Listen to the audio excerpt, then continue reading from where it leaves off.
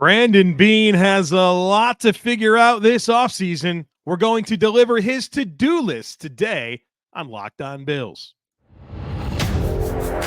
You are Locked On Bills, your daily Buffalo Bills podcast. Part of the Locked On Podcast Network, your team every day.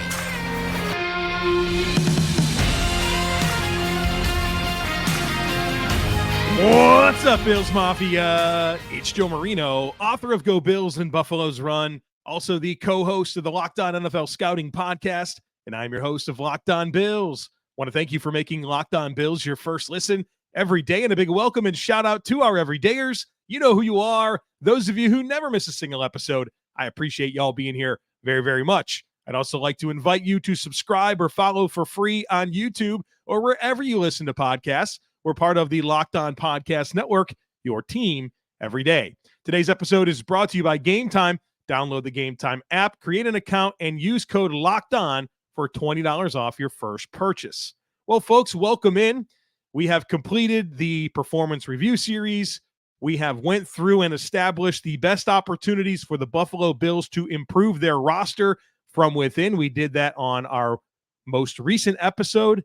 And now it's time for us to deliver the to-do list for Brandon Beane. Here's the checklist. This is the stuff he's got to get figured out this offseason. And so what I've done is I've taken all of the needs that I think this football team has, and I've put them into three buckets: the primary needs, the secondary needs, and the ancillary needs. And I want to talk about what I think Brandon Beane's biggest priorities are and some ideas on how those needs can be filled. So let's dive into it. And it's a pretty significant list of primary needs. And what's difficult about every conversation that we're about to have is the Bills are very limited when it comes to resources. They're over the salary cap by north of $50 million. And that makes it tough, right? Because you just don't have that much flexibility with your spending.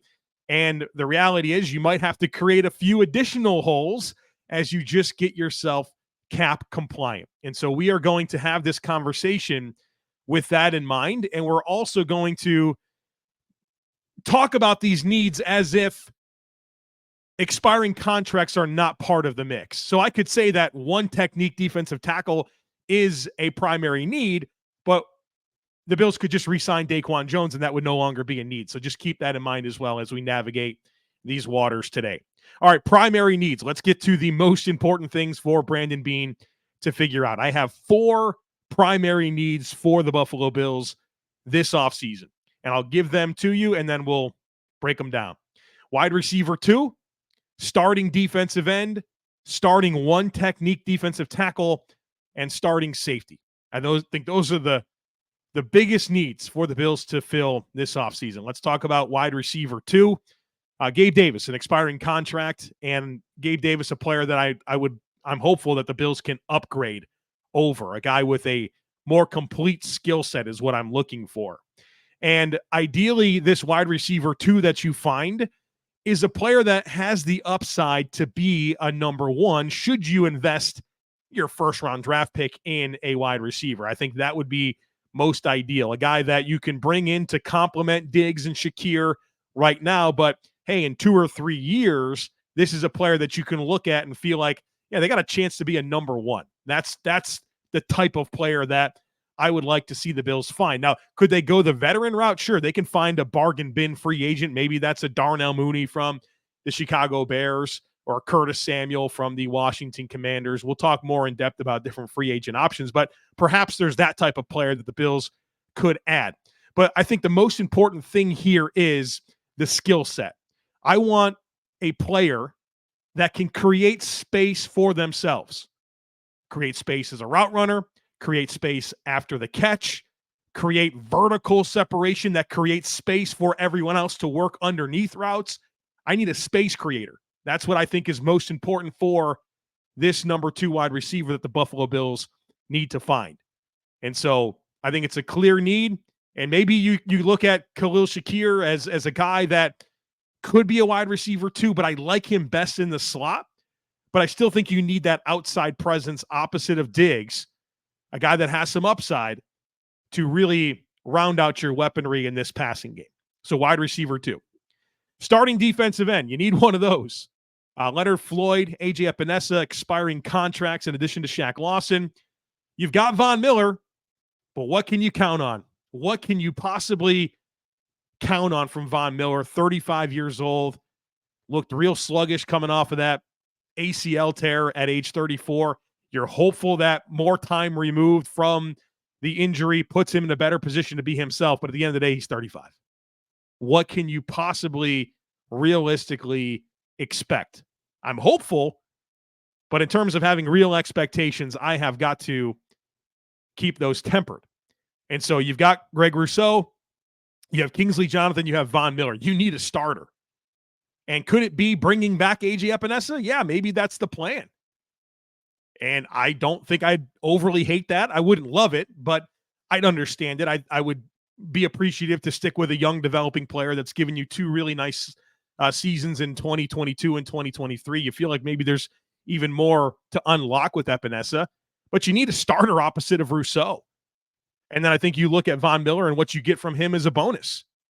And we'll talk about depth. I think the Bills need some more depth, but starting defensive end is something that the Bills need. And so whether that's a high floor veteran in free agency or a toolsy draft pick or both, you need to find a starter opposite of Greg Rousseau at defensive end.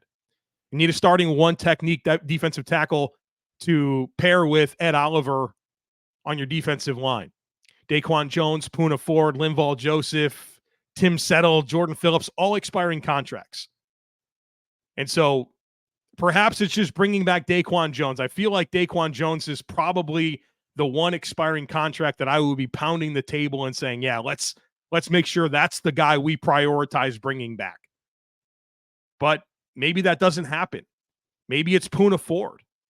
But you need a starting one technique next to Ed Oliver. Obviously, Ed Oliver needs somebody that he could play off of, but with a second level that includes some smaller linebackers and Terrell Bernard and Matt Milano, you definitely need to have this player in the fray so that you're maximizing all the talent that you have. We don't want to take away from the playmaking ability of Bernard and Milano because you don't have a sufficient answer at one tech.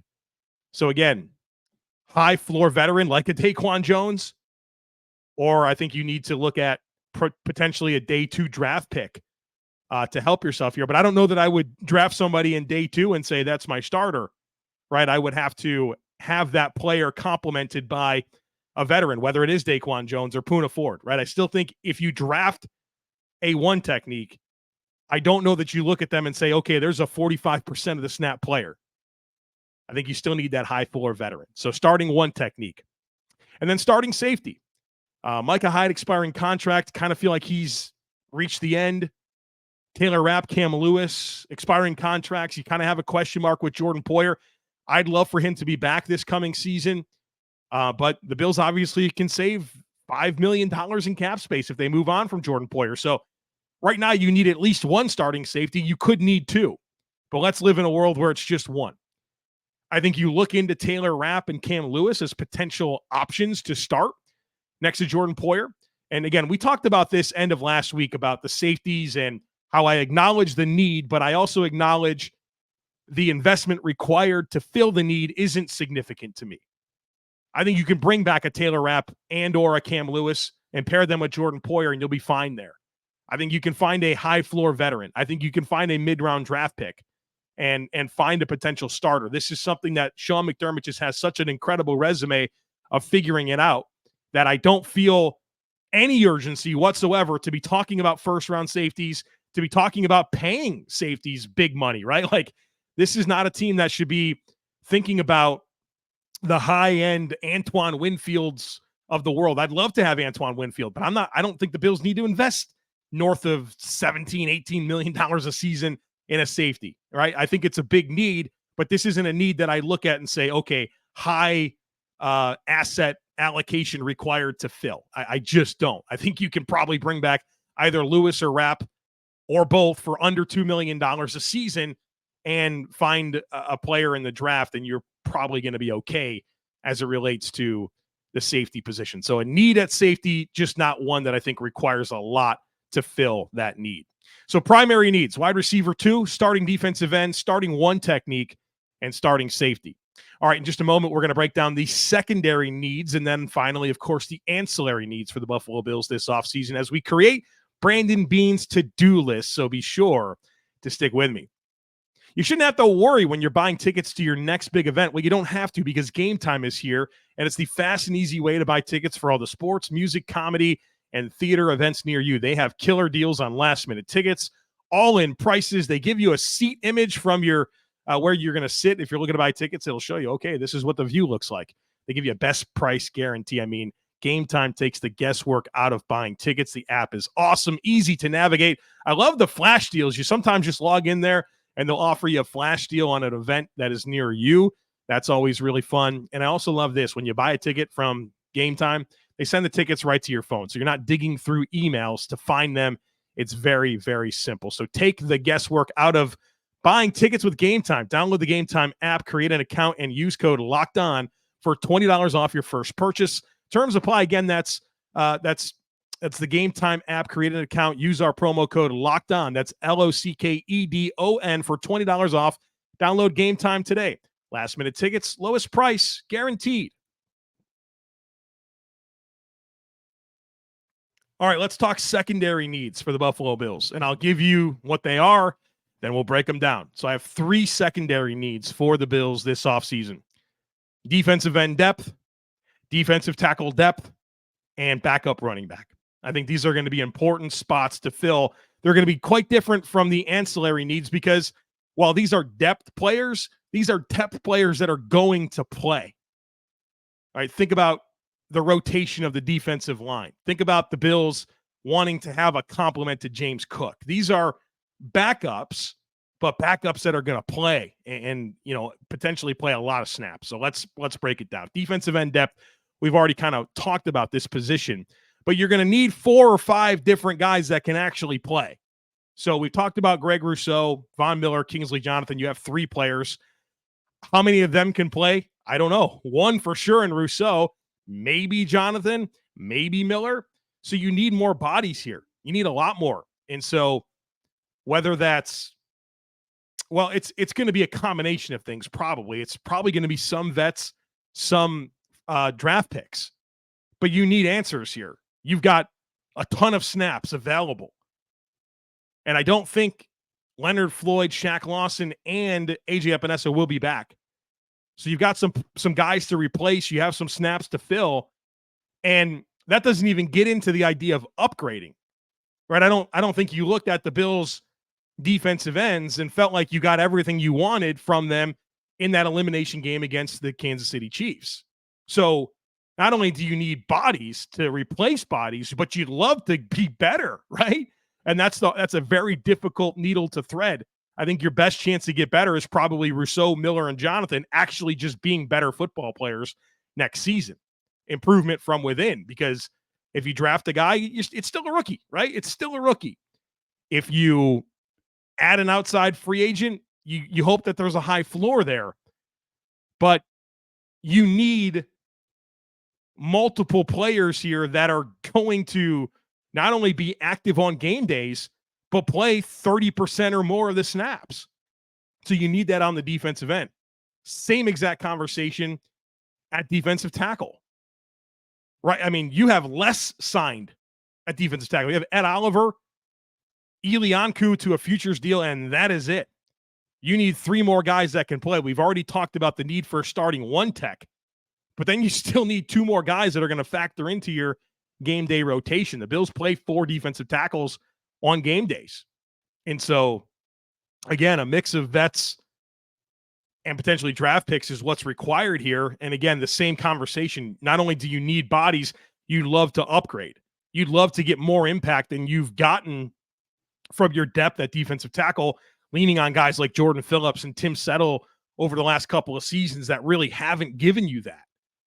So not only do you need to replace those guys, you'd love to get more impact out of them. So I'd love for it to be DaQuan Jones and Ed Oliver and a couple of new backups.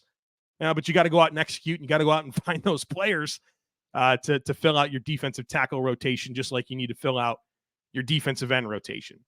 The other secondary need that I have is RB2. I think you very clearly have your lead back in James Cook. You have Nyheim Hines coming back. And again, that's a contract where there's some opportunity to reduce that cap hit. And there's an opportunity to just flat out release Nyheim Hines. I'm kind of assuming that he's part of the plan right now and that on a reduced contract, he's back. But even if you do have Nyheim Hines, it doesn't change the need for another complimentary back. And maybe Ty Johnson is part of this equation as well. But I really feel like the Bills need a between the tackles runner that gives you some upside in short yardage, but also special teams ability and pass protection, probably the most important thing. Because if you look at James Cook, if you look at Nyheim Hines, they're still not top tier pass blockers. And for as much as Latavius Murray ran out of gas, the one thing he could do was provide some pass protection. And that's important. And the Bills need that player.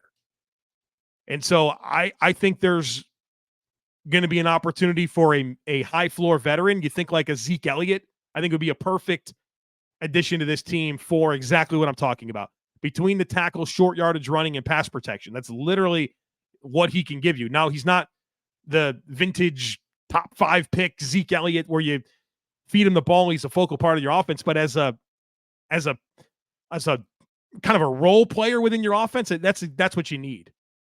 I think you need to find this player. I think you can also look in the draft, mid-round pick, a guy that has that size and ability to bang between the tackles, but also can be an asset for you in pass protection. And we know that Joe Brady loves 5- and 6-man pass protection looks. And that 5-man surface is obviously just your offensive line, but he likes to use his eligibles to go catch passes. And so that puts even more stress on having a guy that can function in pass protection. And the Bills need to find that answer.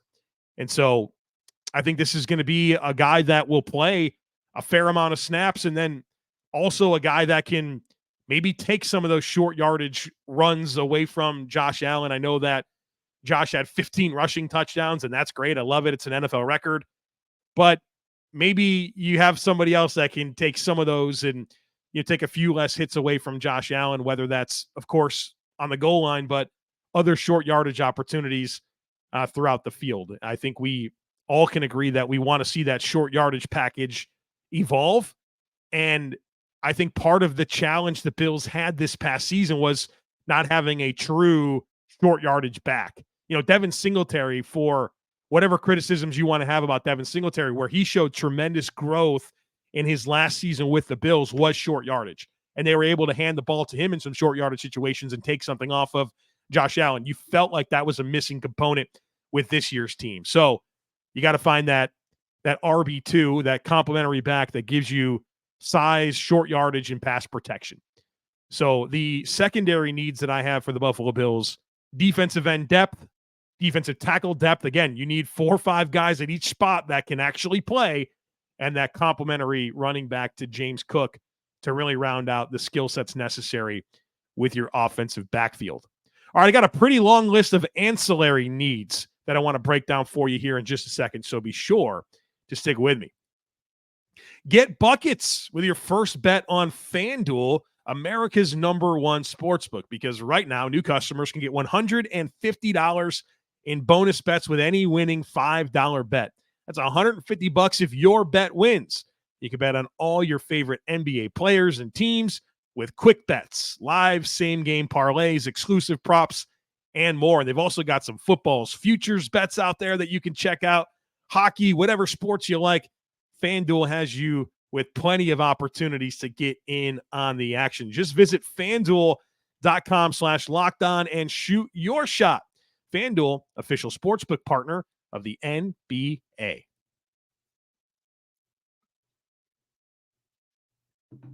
All right, folks, we've got some ancillary needs here. And, these are the lesser important needs, but the thing about conversations with team needs in the NFL is needs come quick, right? You feel like you're stacked at a certain position, but one injury, right, can really derail things. And one of the challenging things for the Bills this past year was the concentration of injuries at a particular position group, right? At the end of the season, linebacker. Corner was kind of an issue throughout the course of the season where it felt like everybody missed time.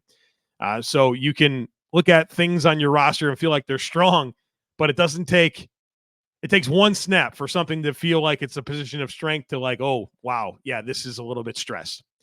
So the ancillary needs that I have for the Buffalo Bills are backup quarterback, wide receiver depth, interior offensive line reserve, safety depth, linebacker depth, cornerback depth.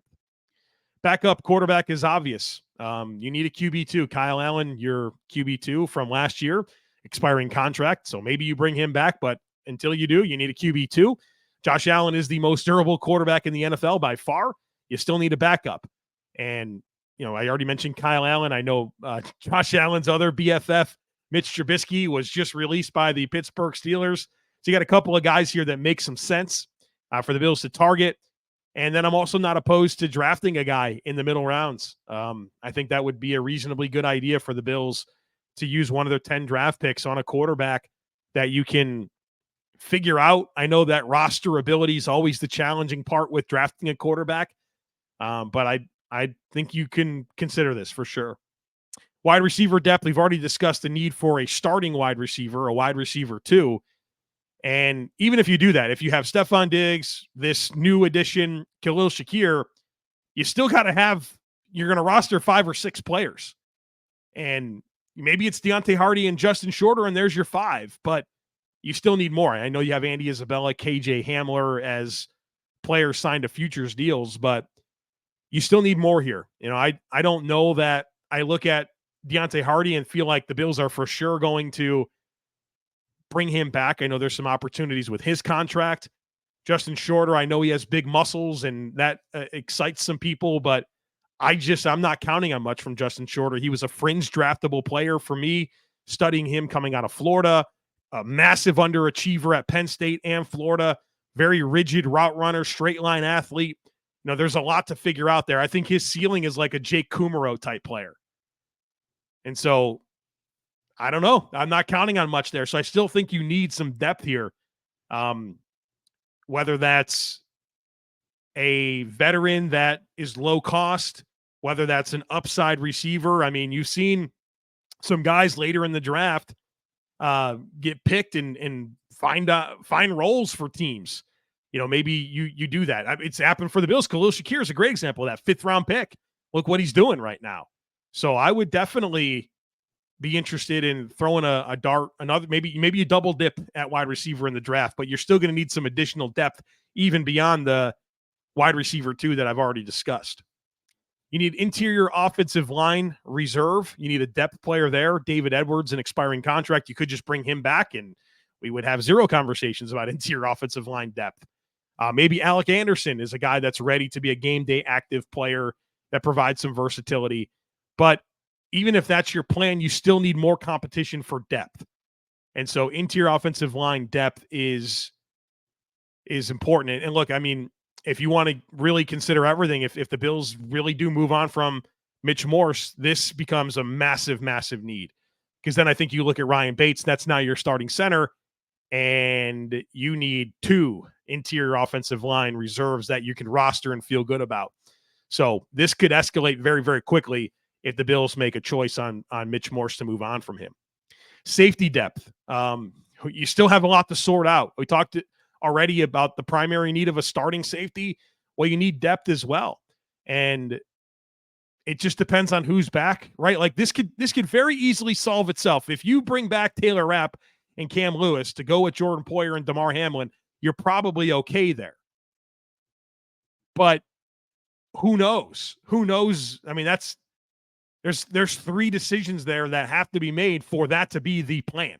So we need to see that come to fruition, but you need to have 4 or 5 safeties that you roster. And right now you have Jordan Poyer, Damar Hamlin, and Kendall Williamson signed to a futures contract. So you need more depth at safety. even if you do bring back one of those guys and feel like they're a starter for you. Then these last two ancillary needs are very much lower on the totem pole. Linebacker depth. Tyrell Dotson is an expiring contract. You still have Dorian Williams and Balin Spector as your linebacker 3 and 4. But you also need another body here, at least for competition for Balin Spector, but also Tyler Medikevich as an expiring contract. And you're looking for somebody that can provide some special teams upside on the bottom of your linebacker depth chart. So you need competition for Dorian Williams and Balin Spector, but you also need a guy that you're going to dress on game day to run down and cover kicks and punts and block on kick return and punt return. Maybe that player is Tyler Medikevich, so you can bring him back. That checks one box, but you still need meaningful competition for guys like Balin Spector and Dorian Williams for them to earn their linebacker 3 and 4 roles respectively on this team. And then lastly is cornerback depth. I feel really good about the cornerback position in terms of Christian Benford, Rasul Douglas, Kyer Elam, Tre'Davious White. You have Taron Johnson in the slot. But you can also talk yourself into some concerns here with like, all right, well, can you really count on Tre'Davious White? Does he really factor into that equation? Maybe. Is there a position switch for somebody coming to move to safety? Well, that all of a sudden changes some of your corner dynamics. So I think it'd be great for the Bills to add depth at corner, but also that depth at corner to be somebody with some upside to play in the slot. I think we've played with fire long enough in terms of a backup to Taron Johnson and feeling like you have a legitimate player that can step in. I know that Cam Lewis has done that at times. I know Saran Neal has done that at times, but I'm thinking Saran Neal more and more as special teams only. Cam Lewis, I'm thinking of him as a potential starting safety. You want to have somebody that can step in for Taron Johnson if the need arises too. So I think a player that you bring in to provide that depth, but also has some upside to play on the outside is very necessary. I know you have Jamarcus Ingram, Kyron Brown as futures deal players, and I think that they do fit that description of kind of hybrid inside-outside guys, and they intrigue me. But that they're not making me say no to more competition there, right? Those were not rostered players for you this past season. So I think some cornerback depth, particularly with a guy that can play the slot, makes a lot of sense for me. So the ancillary needs: backup quarterback, wide receiver depth, interior offensive line reserve, safety depth, linebacker depth, cornerback depth. So there it is, Brandon Beane. I hope you listened. That's your checklist. That's your honey-do list here for the next couple months. And we're definitely going to keep this at the forefront. So as roster moves are made, whether that's adding to the roster or subtracting, which means that potentially more holes are created or holes are filled, we will keep track of this and see how this all plays out. And one thing that I think is important for me to mention is that whether it's the first couple weeks of free agency, whether it's the draft, Brandon Beane's job is not to have the Bills roster set in March or April or May or June, right? Like the first game of the season is September. And we saw this team make some meaningful acquisitions after the draft, right? So it's a long off season and there's plenty of time to fill out this checklist. And given the creativity that's required for Brandon Beane to get all this done, he might need a bigger sample size of time to do it, right? And for the post June 1st cuts to happen, and maybe that frees up more cap space for the Bills, or maybe that frees up more options for the Bills, and maybe they want to play comp pick bingo, and they're a little bit more reserved on who they bring in because they think that, hey, we're not going to bring back Gabe Davis and Leonard Floyd and AJ Epenesa, and we feel like we want to position ourselves to allow those subtractions to lead to compensatory draft picks in 2025, right? So there's a lot for him to sort out. But I just want to caution you against putting a deadline on him because, I mean, they found Ty Johnson right before training camp, right? Like these things can happen and we need to let it play out because there's a lot to figure out, and there's limited resources to do it. So I think so much about, it was a couple years ago, we felt like the Bills needed offensive line help. And then before free agency happened, the Jets released Spencer Long, the Bills signed Spencer Long, and there's this outrage like, this is what they're going to do for the offensive line. This is the plan. It's like, no, it wasn't the plan. They signed like 8 more free agents for the offensive line, but go off, right? Like, it doesn't make any sense to me. I'm cautioning you to make sure that you let the offseason to play out before you get up in arms about needs that weren't filled or things that you wish that he did, because he deserves to have the full offseason to do it. And we've seen moves later in the offseason come through and matter and really round out the roster. All right, folks, there you have it. Brandon Beane's 2024 offseason checklist. Now it's time for him to get to work. All right, folks, really appreciate you being here. I think our next conversation is going to be herd mentality, and we got some other stuff planned for you this week, so don't miss anything. Make sure that you are subscribed. Would love it if you took a second to rate, review, and share the podcast. Have a great rest of your day. Go Bills, and look forward to catching up with you again tomorrow.